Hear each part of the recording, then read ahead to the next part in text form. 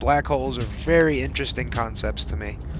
Actually, it's not even a concept. They've seen one. Didn't they get the first picture of a black hole back in like 2019? Everybody was like their pants. Hey, what's going on, guys? V Crane here, and today I want to talk to you guys a little bit about black holes. Newsflash, nobody's ever been to a black hole. Except Matthew Mcconaughey. He's been to a black hole. Well, and his cameraman. 2 people have experienced the black hole. I'm gonna make it 3. Alright. Oh, Christ. How you doing? Since we can't go to a real one, I'm gonna take you to a virtual one in the game No Man's Sky. How's the game gonna help you learn about black holes? Well, let me tell you. I'm a hands-on learner, so being able to fly through a universal simulation granted me a deeper understanding of certain physical concepts. The game renders 3D objects in a 3D space, which is very representative of real space. The game's designer Sean Murray actually spoke with Inverse about how real physics went into its creation. Planets were even designed to have accurate day and night functions. Walking across the planet would actually take a year, according to him. Although they simply couldn't adhere to all laws of physics and design a game with the features it presents, they granted themselves certain liberties as to not hinder the design.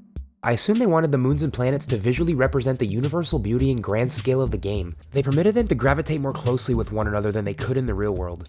Let's be real here, if our moon was this close to Earth, the gravitational force would cause the moon to slam into the planet.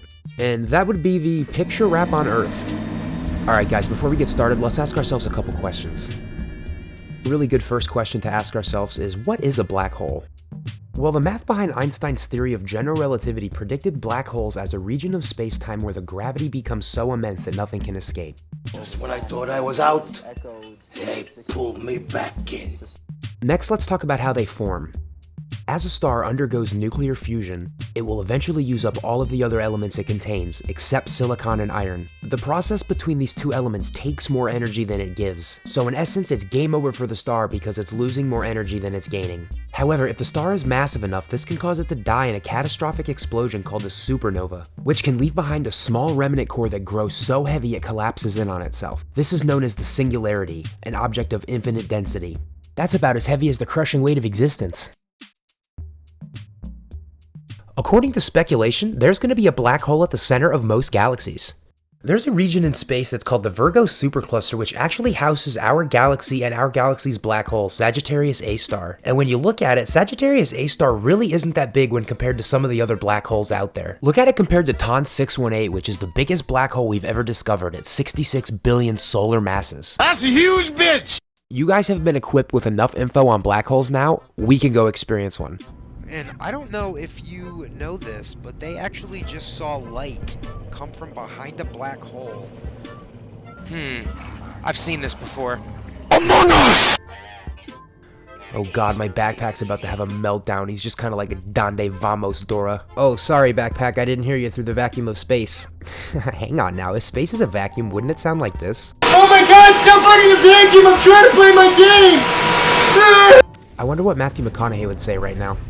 In this universe, we process time linearly outside of our space-time. From what would be a 4th dimensional perspective, Alright. time wouldn't exist. Oh yeah, dude, I won't be home until late tonight. I got a date with a black hole. Wait a minute, I think we just got catfish. She doesn't look anything like her profile picture. More asteroids. You hate to see it. Alright, I'm a little impulsive, so I'm just gonna start blasting my way through. What's the worst that's gonna happen?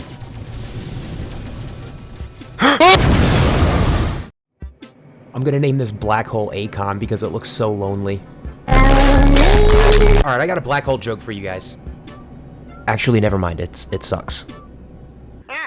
This blue beam that you see right here is actually caused by the corona. Not that corona, thankfully, but you should still probably make an effort to stay at least 6 feet away from it. You know, just in case. Okay, so guys, let's sidebar really fast. Do you guys remember earlier when I talked about how they discovered light coming from behind a black hole? Well, we're going to use that study to help us talk about what a corona actually is. According to astronomers, the corona is essentially a hot beam of ionized plasma that can be observed oscillating from the black hole, and it is widely believed that it's a result of the gas falling toward the black hole, which creates an accretion disk around it. The disk will spin and heat up to astronomically high temperatures, creating strong magnetic fields. These will ultimately snap, releasing all the energy stored inside. Now let's look at what it means for light to be discovered behind a black hole. Researchers at Stanford, led by physicist Dan Wilkins, were studying the corona coronae of a black hole in the galaxy called Izwiki 1, and they noticed something strange about the X-ray light echoes that were being emitted. They confirmed that the echoes were coming from behind the black hole. Now that raises a big question. In essence, nothing can escape a black hole, not even light. So how is light observed from behind it? Ultimately, this study confirmed Einstein's predictions with general relativity. Gravity will bend light behind black holes. I'll leave a link to Dan Wilkin's research abstract so you guys can check it out too. Yo, what if we get to the other side and it's just bro Einstein waiting for his DoorDash order? Hello, I've got your DoorDash order. Yeah, dude, just give me 1 second. Okay, let me unlock this lock. Okay. Dude, just open the door. Like, what are you doing? I'm opening the door. My dude, what's the deal? Why was that such a struggle? You just turned the handle. Hold on a sec. You're Albert Einstein. Why do you sound like that? I've got a couple helium balloons up here. You do that a lot? Yeah. Well, here's your Wendy's. I kind of forgot your honey mustard. That's okay. I think I can find some up here. Here it is. Say, Albert, could I have one of those balloons? Yeah, here, brother. Hey, did you hear they discovered light behind the black hole the other day? That is really trippy. So what do you guys think will be on the other side? I'm actually imagining a little something like this. Alright boys, we're going where only 2 other people have ever gone before. We're just kinda redshifting our way through space, you know? Do you know what happens when you go into a black hole? Google spaghettification right now. You'll have an existential crisis. It's the moment of truth, guys. We're gonna see what's on the other side of this black hole. That's it? It's really eerie here. What's happening? What is that? Oh my god! Thanks for watching the video, guys. If you enjoyed it, please like and leave a comment. I'd like to start a discussion about this. Make sure you subscribe and turn on that notification bell so you never miss an update.